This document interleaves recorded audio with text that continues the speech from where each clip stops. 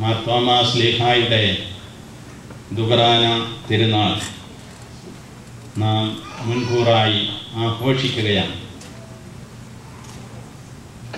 ദുബറാന ഓർമ്മ എന്ന അർത്ഥം ആ വാക്കിനുണ്ട്. തോമാസ് ശ്ലീഹായുടെ ദുബറാന എന്ന് പറയുമ്പോൾ തോമാസ് ശ്ലീഹായുടെ ഓർമ്മ എന്നർത്ഥം. ക്രൈസ്തവരായ നാം എല്ലാം നമ്മുടെ വിശ്വാസ ജീവിതത്തിൽ ഓർമ്മകളിൽ ജീവിക്കുന്നവരാണ്. ദൈവം മനുഷ്യവർഗത്തിന് ചെയ്ത അനുഗ്രഹങ്ങളുടെ ഓർമ്മയിൽ പഴയ നിയമത്തിലായാലും പുതിയ നിയമത്തിലായാലും ഓരോന്നായി ദൈവം ചെയ്യുന്നത് അനുഗ്രഹങ്ങളാണ്. ആ അനുഗ്രഹങ്ങളെയെല്ലാം ഓർമ്മിച്ചുകൊണ്ട് ദൈവത്തിന് നന്ദി അർപ്പിക്കുന്ന ഒരു ജീവിതമാണ് യഥാർത്ഥ വിശ്വാസിയുടേത്.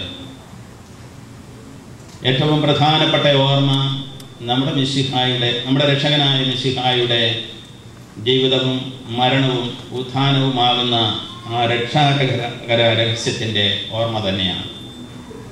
നാം ഇപ്പോൾ അർപ്പിക്കുന്ന ഈ വിശുദ്ധ കുർബാന ആ ഓർമ്മയാണല്ലോ. ആ ഓർമ്മയെ ആചരിച്ചുകൊണ്ടാണ് നാം നമ്മുടെ എല്ലാ ഓർമ്മകളെയും ദൈവത്തിന് സമർപ്പിക്കുന്നത്.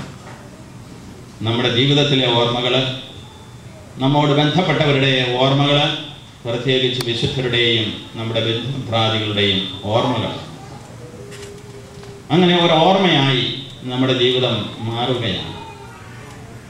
ദൈവത്തെയും ദൈവം നൽകിയ അനുഗ്രഹങ്ങളെയും കുറിച്ചുള്ള ഓർമ്മ.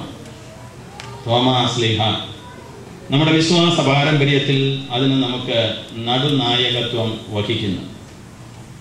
അദ്ദേഹമാണ് നാം ഓരോരുത്തരും ഇന്നിവിടെ ഇരിക്കുവാൻ കാരണമാക്കിയ നമ്മുടെ പിതാവ് എന്ന് നമുക്ക് പറയാം. ആ തോമാസ് ശ്ലീഹായുടെ പ്രേക്ഷിത പ്രവർത്തനത്തിൻ്റെ ഫലമായി രൂപം കൊണ്ട ഭാരതത്തിലെ ക്രൈസ്തവ സമൂഹത്തിലെ പിന്തുടർച്ചക്കാരാണ് നമ്മൾ ഈ വിദേശ രാജ്യത്തിൽ ഇന്ന്. നിങ്ങളിൽ ഭൂരിഭാഗം ആളുകളെ സംബന്ധിച്ചിടത്തോളം ഇതൊരു സ്വന്തം രാജ്യം തന്നെയാണ്. ഇവിടെ തോമാസ് ശ്ലീഹായുടേതായ ആ വിശ്വാസ പാരമ്പര്യത്തിന് തുടർക്കഥ കൊടുക്കുവാനായി നിങ്ങൾ ഓരോരുത്തരും സജ്ജീകരിക്കപ്പെട്ടുകൊണ്ടിരിക്കുകയാണ്. ഇവിടെ ഈ മിൽപിറ്റാസിൽ, സാൻ ഹോസയിലെ കത്തോലിക്കരായ നിങ്ങൾ, സിറോ മലബാർ വിശ്വാസികളായ നിങ്ങൾ ആ തോമാസ് ശ്ലീഹായുടെ പാരമ്പര്യത്തിൽ ഒരു ഇടവക സമൂഹമായി, സഭാ സമൂഹമായി തീർന്നിരിക്കുന്നു. ഈ സന്തോഷത്തിൽ പങ്കുചേരാനാണ് ഞാനും വന്നത്. പൗലോസ് ശ്ലീഹ താൻ സ്ഥാപിച്ച സഭകളെ തമ്മിൽ പരസ്പരം ബന്ധിപ്പിക്കുമായിരുന്നു. ഇതുപോലെ സിറോ മലബാർ സഭയിലെ സഭകളും പരസ്പരം കൂടുതൽ ബന്ധിക്കപ്പെടേണ്ടിയിരിക്കുന്നു. കന്യാകുമാരിയിലെ സഭയും ആദിലാബാദിലെ സഭയും ഉജ്ജയിനിലെ സഭയും എറണാകുളത്തെ സഭയും കോട്ടയത്തെ സഭയും തലശ്ശേരിയിലെ സഭയും, ഇങ്ങനെ സഭകൾ 29 ഉണ്ട് നമുക്ക്. ഓരോ രൂപതയും ഒരു പ്രാദേശിക സഭയാണ്. അപ്രകാരമുള്ള പ്രാദേശിക സഭകളുടെ ഒരു സംഗമമായിട്ട്, ഒരു കൂട്ടായ്മയായിട്ട് നമ്മുടെ വ്യക്തിസഭയെ, അതായത് സിറോ മലബാർ സഭയെ നമുക്ക് കാണുവാൻ സാധിക്കും. അപ്രകാരമുള്ള ഒരു സംഗമത്തിന്റെ അനുഭവത്തിൽ നിന്നുകൊണ്ട് കുറിച്ച് അല്പസമയം ഇന്നലത്തെ വിചിന്തനത്തിന്റെ തുടർച്ചയായിട്ട് നമുക്ക് നിർവഹിക്കാം. എന്നെ കണ്ടതുകൊണ്ട് നീ വിശ്വസിച്ചു, കാണാതെ വിശ്വസിച്ചവർ ഭാഗ്യവാന്മാർ. മറ്റൊരു തർജ്ജിമ വർത്തമാനകാലത്തിൽ ഇതിനെ ഈ വാചകത്തെ കുറിച്ച് നടത്താറുണ്ട്. നീ എന്നെ കണ്ടതുകൊണ്ട് വിശ്വസിച്ചു, കാണാതെ വിശ്വസിക്കുന്നവർ ഭാഗ്യവാന്മാർ. രണ്ടർത്ഥത്തിലും ഈ തിരുവചനത്തിന് അർത്ഥമുണ്ട്. നമ്മുടെ കർത്താവ് ഉത്ഥാനത്തെ എല്ലാ അപ്പസ്തോലന്മാരും നേരിൽ കണ്ടതില്ല, കൂട്ടമായിട്ട് കണ്ടിട്ടുണ്ട്. നേരിൽ കണ്ടവർ ആദ്യമായി പത്രോസും യോഹന്നാനുമാണ്.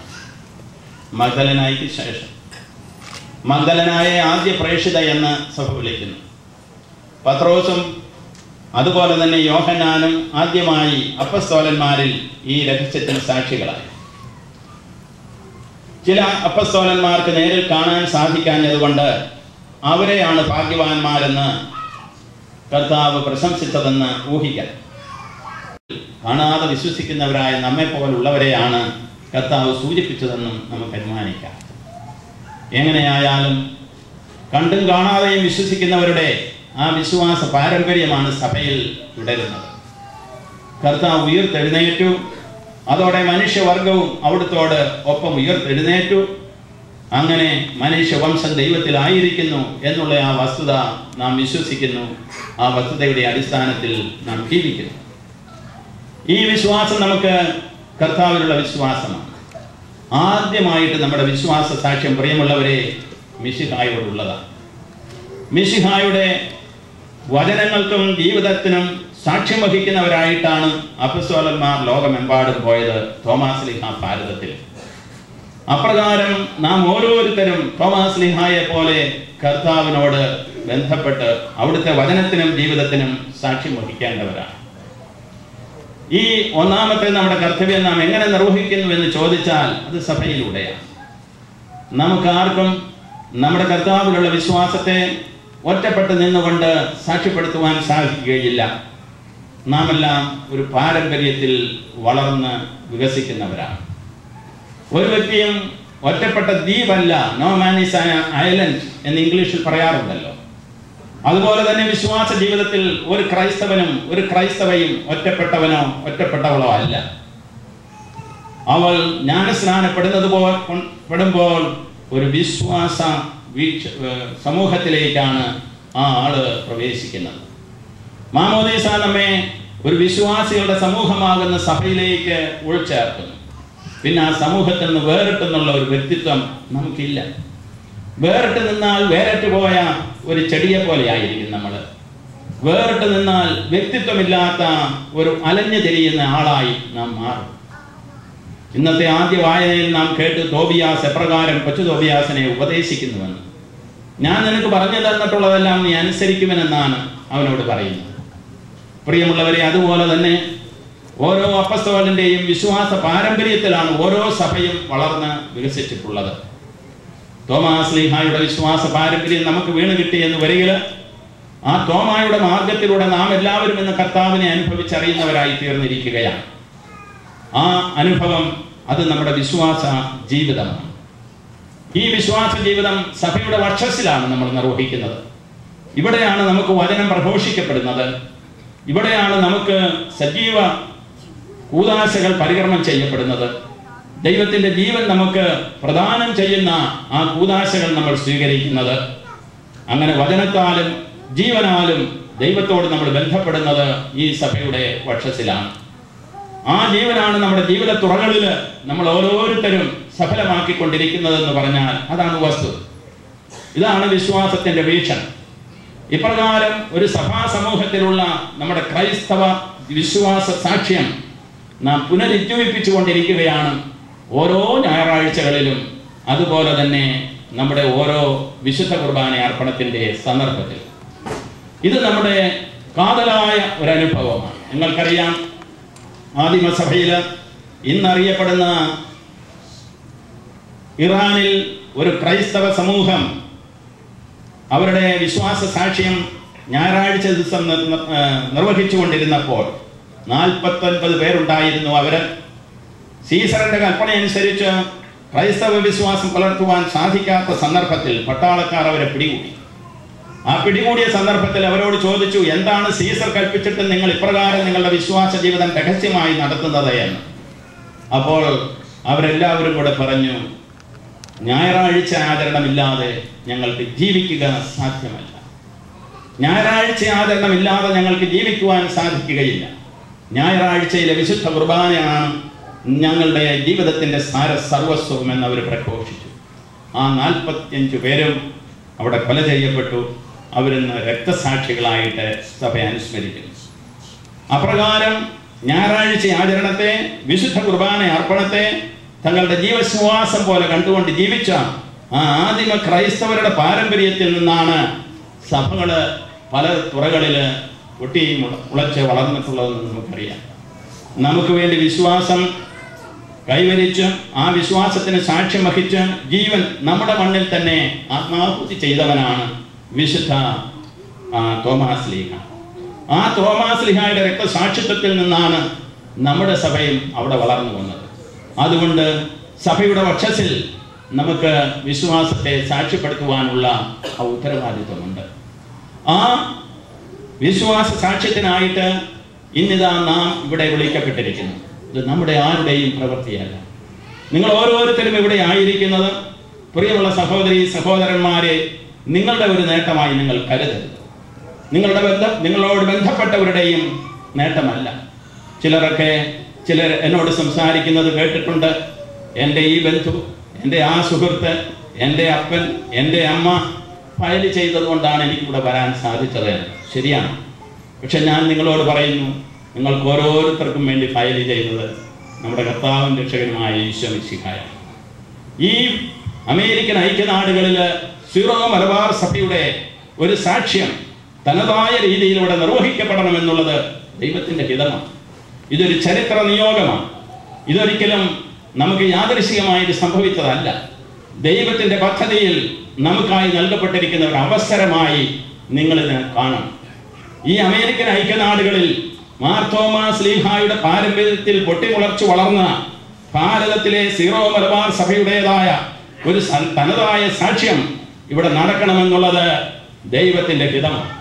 അത് സഭയുടെ പ്രവർത്തനത്തിലൂടെ സഭാധികാരികളുടേതായിട്ടുള്ള ആ ക്രമീകരണത്തിലൂടെ ഇവിടെ ഇപ്പോൾ സമാപനമായിരിക്കുന്നു. അതുകൊണ്ട് ഉത്സാഹത്തോടെ ചരിത്ര നിയോഗത്തിന് സാക്ഷ്യം വഹിക്കുവാനുള്ള സന്നദ്ധതയോടെ ദൈവം അനുവദിച്ചു തന്ന ഈ സാഹചര്യത്തിൽ മാർ തോമാസ് ലീഹായുടെ വിശ്വാസത്തിന്റെ സാക്ഷ്യം വഹിക്കുവാനുള്ള ആ ആവേശത്തോടുകൂടി മുന്നോട്ട് വരേണ്ടവരാണ് നിങ്ങളെല്ലാവരും ഇവിടെ മടിച്ചു നിൽക്കുന്നവർ. അതുകൊണ്ട് പ്രിയമുള്ളവരെ, ഞാൻ ഈ സന്ദർഭത്തിൽ സൂചിപ്പിക്കുവാൻ ആഗ്രഹിക്കുന്നത് ഇതാണ്. ഇത് ദൈവം നമുക്ക് വച്ച് നൽകിയിരിക്കുന്ന ഒരു കർത്തവ്യമാണ്, ഒരു നിയോഗമാണ്. ഈ നിയോഗം നിർവഹിക്കുവാൻ നാം ഇനി മടിച്ചു നിൽക്കേണ്ട യാതൊരു ആവശ്യവുമില്ല. ആവേശത്തോടുകൂടി ഇന്ന് ഈ തിരുനാൾ നിങ്ങൾ ആഘോഷിക്കുന്നത് പോലെ ഇവിടെ ഒരു ദേവാലയം സംഘടിപ്പിച്ച് ഇവിടെ ആരാധന നടത്തണമെന്നുള്ള നിങ്ങളുടെ അഭിനിവേശത്തിന്റെ അടിസ്ഥാനത്തിൽ ഒരു സഭാ സമൂഹമായി ഇവിടെ സമ്മേളിച്ചിരിക്കുന്നത് പോലെ ഇനി അങ്ങോട്ട് മുന്നോട്ടെന്നുള്ള ഒരു ചിന്തയോടുകൂടി നിങ്ങൾ നിങ്ങളുടെ വിശ്വാസത്തിന് സാക്ഷ്യം വഹിക്കണം. നിങ്ങളത് വഹിക്കും. അപ്രകാരമുള്ള ഇന്നത്തെ ഈ ചെറിയ സമൂഹം ഈ മിൽപിറ്റാസിൽ മാത്രമല്ല, ഈ കാലിഫോർണിയയിൽ മാത്രമല്ല, ഇതുപോലെയുള്ള നമ്മുടെ സമൂഹങ്ങൾ ഈ അമേരിക്കൻ ഐക്യനാടുകളിൽ ആ ചരിത്ര നിയോഗം നിർവഹിക്കുമെന്നുള്ളതിൽ സംശയമില്ല. 1998 നിങ്ങൾ ഫിലഡൽഫിയയിൽ വെച്ച് നടത്തിയ കൺവെൻഷനിൽ ഞാനും സംബന്ധിക്കുവാനിടയായി. ആ സന്ദർഭത്തിൽ എൻ്റെ അടുത്ത് ഇരുന്ന കാലിഫോർണിയയിലെ ഒരു സഹായമെത്രാൻ എന്നോട് പറഞ്ഞു, bishop, I use this occasion to tell you that you must tell your people to witness their faith in its totality so that our people may be inspired to live their faith. നിങ്ങളുടെ വിശ്വാസം സജീവമാണ്, അത് ആഴമുള്ളതാണ്. നിങ്ങളുടെ വിശ്വാസത്തിൻ്റെതായ അഭ്യസനങ്ങൾ മറ്റുള്ളവർക്ക് മാതൃക നൽകാൻ പോരുന്നതാണ്. അതുകൊണ്ട് നിങ്ങളുടെ ജനങ്ങളോട് നിങ്ങൾ പറയണം, അത് ആവശ്യപ്പെടണം. അവരവരുടെ വിശ്വാസത്തിന്റെ സാക്ഷ്യം ഇവിടെ നിർവഹിച്ചാൽ ഈ അമേരിക്കൻ ഐക്യനാടുകളിലെ സഭ തന്നെ കൂടുതൽ സജീവമാവും, കൂടുതൽ ദൈവത്തിന് സാക്ഷ്യം വഹിക്കുന്നതായി തീരും. ഈ ഒരു കർത്തവ്യമാണ് ഞാൻ നിങ്ങളോട് ഇന്ന് തോമാസ് ലീഹായുടെ തുകാന തിരുനാൾ ആഘോഷിക്കുന്ന സന്ദർഭത്തിൽ ഓർമ്മപ്പെടുത്തുവാൻ ശ്രമിക്കുന്നത്. പ്രിയമുള്ളവരെ, നമ്മുടെ പരിശുദ്ധ പിതാവ് ബെനഡിക്ട് 16 മാർപ്പാപ്പ ഒരു ഗ്രന്ഥം എഴുതിയിട്ടുണ്ട്, നമ്മുടെ കർത്താവിന്റെ ജീവചരിത്രത്തിന്റെ ആദ്യ ഭാഗം. 2ാം ഭാഗം അദ്ദേഹം രചിച്ചുകൊണ്ടിരിക്കുകയാണ്. ഈ ആദ്യ ഭാഗത്തില് പത്രോസിന്റെയും തോമാസ് ലീഹായുടെയും വിശ്വാസ പ്രഖ്യാപനങ്ങൾ എടുത്ത് വിശകലനം ചെയ്തവയുടെ അർത്ഥം അദ്ദേഹം വ്യാഖ്യാനിക്കുന്നുണ്ട്. ആ സന്ദർഭത്തിൽ അദ്ദേഹം പറയുകയാണ്, പത്രോസിൻ്റേത് നമ്മുടെ കർത്താവിന്റെ രക്ഷാകര ദൗത്യത്തെ സൂചിപ്പിച്ചുകൊണ്ടുള്ള ഒരു വിശ്വാസ പ്രഖ്യാപനമാണ് എന്ന് വരികിൽ, തോമാസ് ലീഹായുടേത് നമ്മുടെ കർത്താവിന്റെ വ്യക്തിത്വത്തെയും അവിടുത്തെ ദൗത്യത്തെയും പൂർണ്ണമായിട്ട് ചിത്രീകരിക്കുന്ന ഒരു വിശ്വാസ പ്രഖ്യാപനമാണ് എന്ന്. ദൈവത്തെ മാത്രം വിളിക്കുവാൻ ഉപയോഗിക്കുന്ന കർത്താവ് എന്ന പദമാണ് നമ്മുടെ കർത്താവിന് തോമാസ് ലീഹ കൊടുക്കുന്നത്. എൻ്റെ കർത്താവേ, എൻ്റെ ദൈവമേ. രണ്ടും ഒരേ അർത്ഥമുള്ള പദമാണ്. മനുഷ്യനായി ജനിച്ചു ജീവിച്ച് മരിച്ചുത്ഥാനം ചെയ്തു എന്ന് വരികയും നീ ദൈവമാണെന്നും ദൈവപുത്രനാണെന്നും നിന്നിലൂടെ ഞങ്ങളുടെ രക്ഷ സാധിച്ചു എന്നുമുള്ള ആ പൂർണ്ണമായ വിശ്വാസമാണ് വിശുദ്ധ തോമാസ് ശ്ലീഹ പ്രഖ്യാപിക്കുന്നത്. അതുകൊണ്ട് സുവിശേഷങ്ങളിൽ നമുക്ക് ലഭിക്കുന്ന ഏറ്റവും വിശിഷ്ടമായ വിശ്വാസ പ്രഖ്യാപനമാണ് തോമാസ് ശ്ലീഹായുടെ. സന്ദേഹിച്ചു, സംശയിച്ചു എന്നൊക്കെ നാം പറയുന്നുവെന്ന് വരികിൽ തന്നെയും ആ സംശയത്തിന്റെയും സന്ദേഹത്തിന്റെയും പിന്നിൽ ഒരു അന്വേഷണ ത്വരയുണ്ടായിരുന്നുവെന്നും ആ അന്വേഷണത്തിന്റെ പശ്ചാത്തലത്തിൽ ദൈവം തന്നെ നമ്മുടെ കർത്താവിലൂടെ പൂർണ്ണമായിട്ട് തന്നെ വെളിപ്പെടുത്തിയെന്നും അപ്രകാരം നമ്മുടെ വിശ്വാസത്തെ പൂർത്തീകരിക്കുകയാണ് കർത്താവ് ചെയ്തതെന്നും തോമാസ് ശ്ലീഹ എടുത്തു പ്രഖ്യാപിക്കുന്നു. ഇതാണ് നമ്മുടെ ഭാഗ്യം. ഈ ഭാഗ്യമാണ് നമ്മൾ നമ്മുടെ ഭാഗധേയമാക്കി മാറ്റേണ്ടത്, എന്ന് വെച്ചാൽ നമ്മുടെ ലക്ഷ്യമാക്കി ജീവിക്കേണ്ടത്. അപ്രകാരം നമ്മൾ ലക്ഷ്യമാക്കി ജീവിക്കുമ്പോഴേക്കും നാം യഥാർത്ഥത്തിൽ കർത്താവിന് സാക്ഷ്യം വഹിക്കുകയാണ്. യഥാർത്ഥത്തിൽ സഭയിലൂടെ നമ്മുടെ കർത്തവ്യങ്ങൾ നിർവഹിക്കുകയാണ് ചെയ്യുന്നത്. ഈ സീറോ മലബാർ സഭയുടെ കൂട്ടായ്മയിൽ നിന്നുകൊണ്ട് ഈ വിശ്വാസ സാക്ഷ്യം നിർവഹിക്കുമ്പോൾ പ്രിയമുള്ളവരെ, നാം ഇവിടുത്തെ സമൂഹത്തോട് തന്നെയാണ് മിശിഹായെ പ്രഘോഷിക്കുന്നത്. നമ്മുടെ ജീവിതം തന്നെ ഒരു പ്രഘോഷണമായി മാറുകയാണ്. നമ്മെ സംബന്ധിച്ചിടത്തോളം കർത്താവ് നമ്മിലൂടെ ജീവിക്കുകയാണ്, സംസാരിക്കുകയാണ്, പ്രവർത്തിക്കുകയാണ്. നമ്മെ സംബന്ധിച്ചിടത്തോളം കർത്താവ് ആഗ്രഹിച്ച സഭയുടെ കൂട്ടായ്മ നമ്മിലൂടെ ഇവിടെ അക്ഷരശ നിറവേറുകയാണ് ചെയ്യുന്നത്. ആ ഒരു ദൗത്യം നമുക്ക് നിർവഹിക്കാം. ജോൺ പോൾ രണ്ടാമൻ മാർപ്പാപ്പ പറഞ്ഞ ഒരു വചനം പലപ്പോഴും ഉദ്ധരിക്കപ്പെടുന്നതാണ്. There is no faith worth the name of faith if it does not become a culture. ഒരു സംസ്കാരമായി മാറാത്ത വിശ്വാസം എന്ന പേരിന് തന്നെ അർഹമല്ല. അപ്പോൾ നാം ഒരു സംസ്കാരമായി മാറണം. നാം ഒരു സംസ്കാരമാണ്. ഭാരതത്തിൽ നാം ഒരു സംസ്കാരമാണ്. ലോകം മുഴുവനിലും നാം ഒരു സംസ്കാരമായി മാറണം. ഈ അമേരിക്കൻ ഐക്യനാടുകളിൽ സീറോ മലബാർ സഭയുടെ വിശ്വാസ സാക്ഷ്യം ഒരു സംസ്കാരമായി മാറണം. ഇന്നലെ ഞാൻ കണ്ടു, ഇവിടെ നിങ്ങൾ ചെണ്ട കൊട്ടി നിങ്ങളുടെ തിരുനാൾ ആഘോഷത്തിന് തുടക്കം കുറിക്കുന്നത്. ഈ ചെണ്ടക്കൊട്ടൽ എന്ന് പറയുന്നത് നമ്മുടെ സംസ്കാരത്തിന്റെ ഏറ്റവും അങ്ങേയറ്റത്ത് നിൽക്കുന്ന ഒരു ചെറിയ അംശമാണ്. അതിലുപരിയായിട്ട് എത്രയോ അംശങ്ങൾ പ്രിയമുള്ളവരെ നമ്മുടെ വിശ്വാസത്തിന്റെ സാംസ്കാരികമായ അനുരൂപണങ്ങളിൽ ഉണ്ട് എന്ന് നമുക്കറിയാം. അതുകൊണ്ട് ഈ വിശ്വാസത്തെ പൂർണ്ണമായിട്ട് ഉൾക്കൊള്ളുന്നതിൽ, ആ പൂർണ്ണതയിൽ അതിനെ അവതരിപ്പിക്കുന്നതിൽ, ആ പൂർണ്ണതയിൽ അതിന്റെ സൗകുമാര്യം, അതിന്റെ സവിശേഷത മറ്റുള്ളവർക്ക് അനുഭവവേദ്യമാക്കി കൊടുക്കുന്നതിന് നാം മുന്നിട്ട് വരണം. അതിനാണ് നാം മടിച്ചു നിൽക്കരുതെന്ന് ഞാൻ സൂചിപ്പിച്ചത്. അതുകൊണ്ട് നമ്മുടേതായ ജീവിതത്തിൽ കുട്ടികളുടേത്, യുവജനങ്ങളുടേത്, മുതിർന്നവരുടേത്, നമ്മുടെ മതബോധന ക്ലാസുകളിലൂടെ, നമ്മുടെ സാംസ്കാരികമായിട്ടുള്ള കലാരൂപങ്ങളിലൂടെ എല്ലാം നമ്മുടെ വിശ്വാസം സാക്ഷ്യപ്പെടുത്തപ്പെടണം.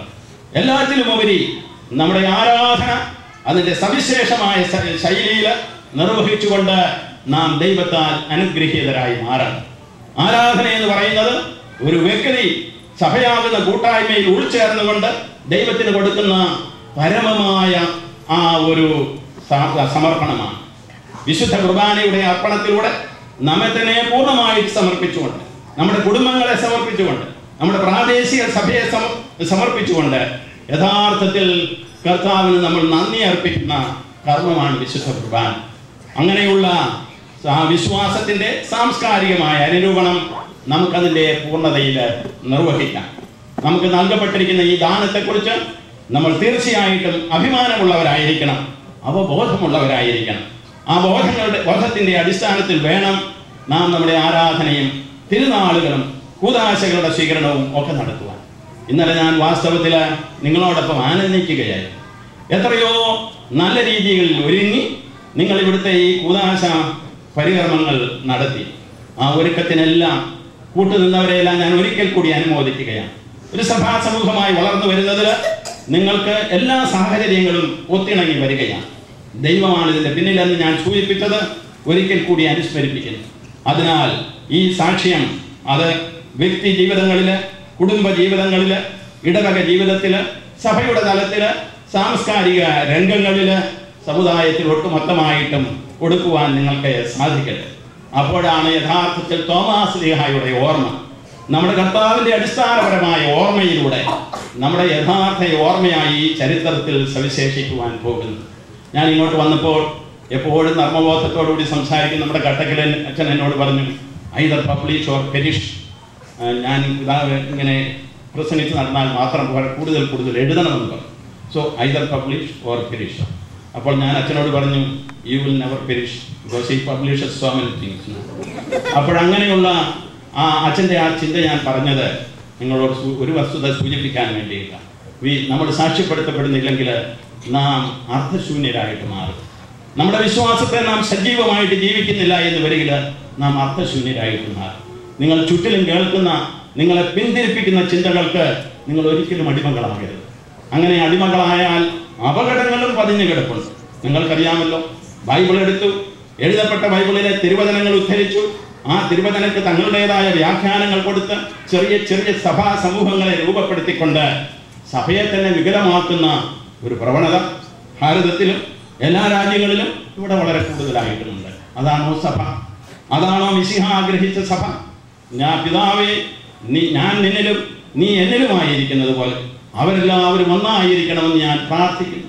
കർത്താവിൻ്റെ പ്രാർത്ഥന ഈ വികല ചിന്താഗതികളോടുകൂടെ ഇന്നലെ പെയ്ത മഴയ്ക്ക് ഇന്നും മുളയ്ക്കുന്ന തകരകൾ പോലെ ഉണ്ടാകുന്ന ഈ സഭാ സമൂഹങ്ങളിലാണോ അർത്ഥവത്താകുന്നത്? ചിന്തിക്കണം. പോയി കഴിഞ്ഞാൽ തിരിച്ചു വരിക ബുദ്ധിമുട്ടാണ്. കഴിഞ്ഞാൽ അപ്രകാരമുള്ള സമൂഹങ്ങളിലെ ചിന്താഗതികൾ അവരെ പിടിച്ചു നിർത്തുകയാണ്, മൗലികവാദത്തിലേക്ക് അവരെ ബന്ധിക്കുകയാണ്. മൗലികവാദികളുടെ ചിന്താഗതികളിൽ നിന്ന് അവരെ വിടുവിച്ചെടുക്കുവാൻ നമുക്ക് സാധിക്കുകയില്ല. അതുകൊണ്ട് നിൽക്കുന്നവർ വീഴാതിരിക്കാൻ സൂക്ഷിക്കുക. നിങ്ങളുടെ വിശ്വാസത്തിന്റെ യഥാർത്ഥമായ ചൈതന്യം ആദ്യം മുതലെയുള്ള സഭയുടെ ആ കൂട്ടായ്മയെ അതിന്റെ പൂർണ്ണതയിൽ അനുഭവിക്കുവാൻ കത്തോലിക്ക സഭയിൽ മാത്രമേ സാധിക്കുകയുള്ളൂ എന്നുള്ള നിങ്ങളുടെ ഇപ്പോഴത്തെ ബോധ്യം കളഞ്ഞു കുടിക്കാതിരിക്കുവാൻ പ്രിയമുള്ളവരെ ആ വിശ്വാസത്തെ സജീവമാക്കിക്കൊണ്ടിരിക്കുക.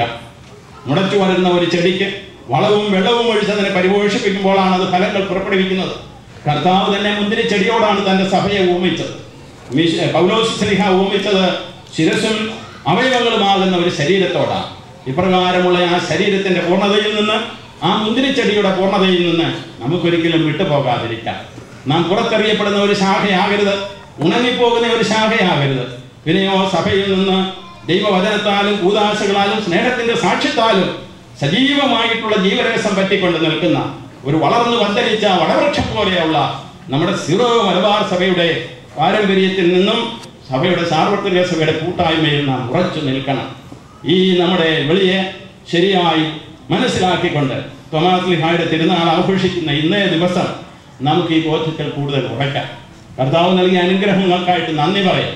ആ തോമാസ് ശ്ലീഹായുടെ മക്കള് എല്ലാ ഇടങ്ങളിലും ഈ വിശ്വാസത്തിന് സാക്ഷ്യം വഹിക്കുന്നുണ്ട്. പക്ഷേ അതിനെ പിന്തിരിപ്പിക്കുന്ന ശൈലിയിൽ, അതിന് പിളവുകൾ ഉണ്ടാക്കുന്ന അല്ലെങ്കിൽ ഇടർച്ചകൾ നൽകുന്ന രീതിയിലുള്ള ചിന്താഗതികളും നമ്മുടെ ഇടയിൽ പരക്കാൻ സാധ്യതയുണ്ട്.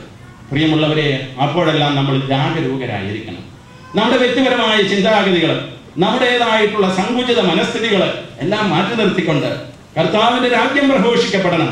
അവിടുത്തെ സഭയുടെ സാക്ഷ്യം എന്നിലൂടെയും എൻ്റെ കുടുംബത്തിലൂടെയും എൻ്റെ ഇടവക സമൂഹത്തിലൂടെയും എൻ്റെ ഈ അമേരിക്കൻ ഐക്യനാടുകളിലെ ആ പ്രാദേശിക സഭയിലൂടെയും ചിക്കാഗോ രൂപതയിലൂടെയും കൂടുതൽ പ്രചരിക്കുവാൻ ഇടയായിത്തീരുന്നത്.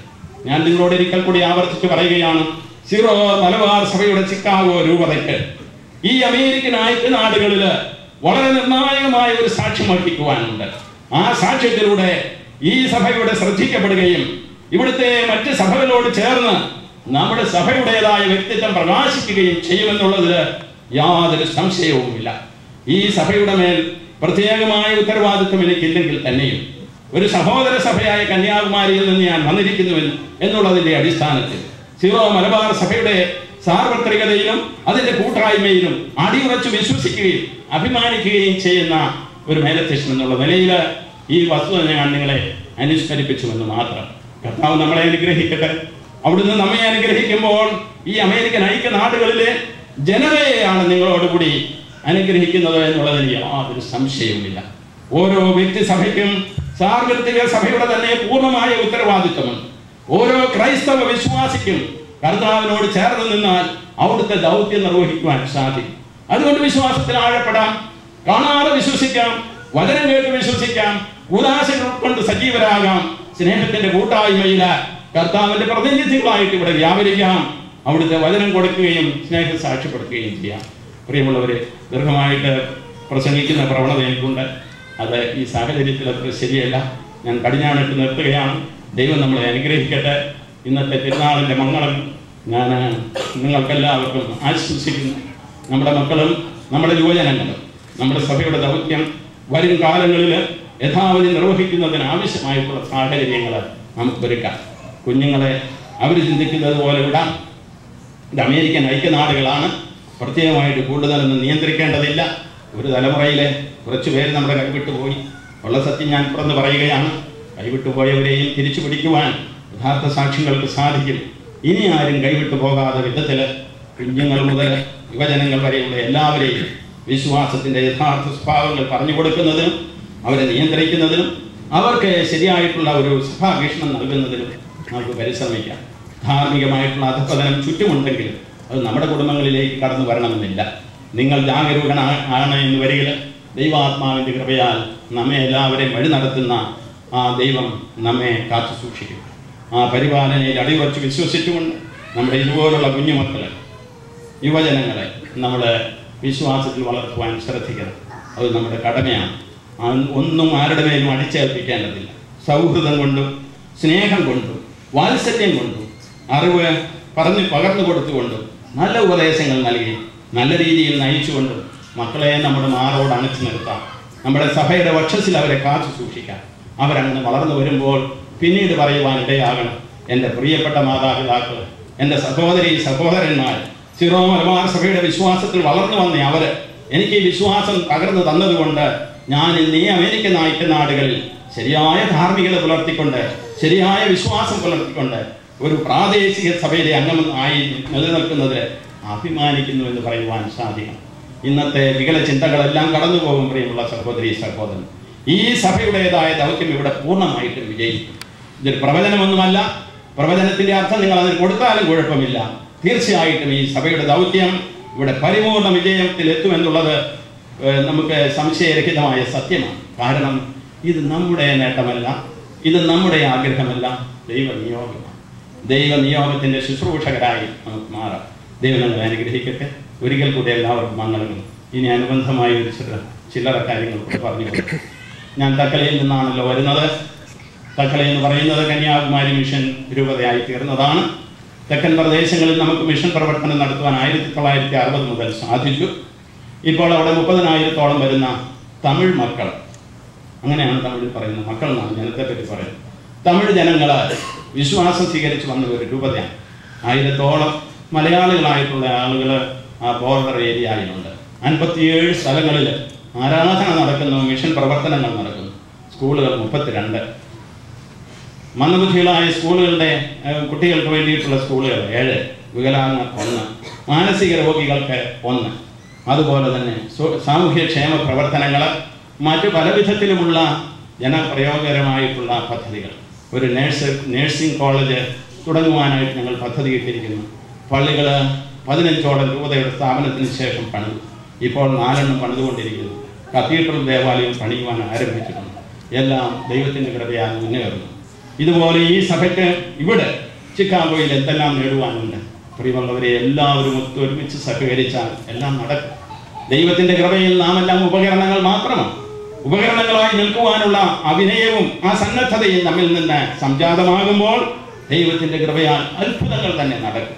നിങ്ങളുടെ കത്തീഡ്രൽ ദേവാലയത്തെ ഞാൻ കഴിഞ്ഞൊരു നാള് ചിക്കാഗോയിൽ വെച്ച് കണ്ടു. ഒരു അത്ഭുതമാണ്. അപ്രകാരം ഒരു മനോഹരമായ ദേവാലയത്തെ കേന്ദ്രമാക്കിക്കൊണ്ട് നിങ്ങളുടെ പ്രാദേശിക സഭ ഇവിടെ വളരുന്നുവെന്ന് വരിക, ഇതുപോലുള്ള ദേവാലയങ്ങൾ ഇനിയും ഇവിടെ ഉണ്ടാകും. ഈ ദേവാലയമൊന്നുമല്ല, ഇവിടെ ഇതിലും മനോഹരമായ ഒരു ദേവാലയം 50 വർഷത്തിനുള്ളിൽ ഉണ്ടാകുമെന്നുള്ളതിൽ സംശയമില്ല. ഇത്രയും സാധിച്ച നിങ്ങളെ ഞാൻ അഭിനന്ദിക്കും. ഇതുപോലുള്ള നേട്ടങ്ങൾ ദൈവം നമുക്ക് തരും. പഴയ നിയമത്തിൽ തൻ്റെ ജനത്തെ ദൈവം അനുഗ്രഹിച്ചു, പുതിയ നിയമത്തിലും ദൈവം അനുഗ്രഹിച്ചുകൊണ്ടിരിക്കുകയാണ്. വിമുഖരായിട്ട് നിസ്സഹകരണത്തോടുകൂടി നിൽക്കുന്നവരെല്ലാം പരാജയപ്പെട്ട് പിന്മാറും. എന്നാൽ കർത്താവിനോടൊപ്പം മുന്നേറുന്നവർ അപ്പസ്തോലന്മാരെ പോലെ വിജയശ്രീ ലാളിതരായി സഭകൾക്ക് രൂപം കൊടുക്കും.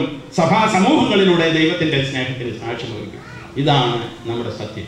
അതുകൊണ്ട് ഇവിടെ നിങ്ങൾ പ്രകാരം ഇതെല്ലാം സാധിച്ചതിൽ സന്തോഷിച്ചുകൊണ്ട് ഞാൻ നിങ്ങളെ അഭിനന്ദിച്ചുകൊണ്ട്, പ്രത്യേകിച്ച് ബഹുമാനപ്പെട്ട കുര്യൻ നെടുവേലിച്ചാലുകളച്ചനെ ഞാൻ അഭിനന്ദിക്കുകയാണ്. അദ്ദേഹം എൻ്റെ രൂപതയിൽ 6 വർഷം ജോലി ചെയ്തു. തിരിച്ചു പോയപ്പോൾ എനിക്ക് സങ്കടമായിരുന്നു. കാരണം അത്രമാത്രം അദ്ദേഹത്തിൻ്റെ സേവനം ആ രൂപതയുടെ വളർച്ചയ്ക്ക് ഉപകരിച്ചു. ആ രൂപതയിലെ ആദ്യത്തെ മിഷൻ ഇടവകയിൽ അവിടെ ഇപ്പോൾ 250ഓളം ക്രൈസ്തവരുണ്ട്, ക്രൈസ്തവ കുടുംബങ്ങളുണ്ട്. അവിടെ അദ്ദേഹം 2-3 ചേരികളിൽ നിന്ന ജനങ്ങളെ എല്ലാം സംയോജിപ്പിച്ചുകൊണ്ട് അദ്ദേഹം ഐക്യത്തിൻ്റെ പ്രവാചകനാണ്. അവിടെ വളരെ മനോഹരമായ ഒരു സാക്ഷ്യം വഹിച്ചു. അത് കഴിഞ്ഞ് പോയിട്ട് പിന്നീട് വന്നവർക്ക് പരാജയങ്ങൾ ഉണ്ടായി കുറയല്ല.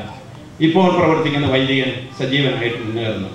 പ്രിയമുള്ളവരെ, നിങ്ങൾ ആ ഇടവക സമൂഹത്തിന് ബൈബിൾ വിതരണം ചെയ്യുവാനായിട്ട് ഇവിടെ നിന്നും സഹായം ചെയ്തു എന്നെനിക്ക് ഞാൻ നന്ദി രേഖപ്പെടുത്തുകയാണ്. അവിടുത്തെ ബഹുമാനപ്പെട്ട അച്ഛൻ എന്നോട് പറഞ്ഞു, പിതാവെ അവരുടെ അവിടെ പോകുന്നുണ്ടെങ്കിൽ ഞങ്ങളുടെ നന്ദി അറിയിക്കണമെന്ന്. ആ നന്ദി ഈ സന്ദർഭത്തിൽ ഞാൻ അറിയിക്കുകയാണ്. അച്ഛൻ അതിനുശേഷം ചങ്ങനാശ്ശേരിയിൽ ചെന്നു. പിന്നീട് അദ്ദേഹത്തെ ഇവിടെ നിയോഗിച്ചു. ഇതുപോലൊരു വൈദികനെ നിങ്ങൾക്ക് ലഭിച്ചതിൽ നിങ്ങൾ ദൈവത്തിന് എന്നും നന്ദി പറയും.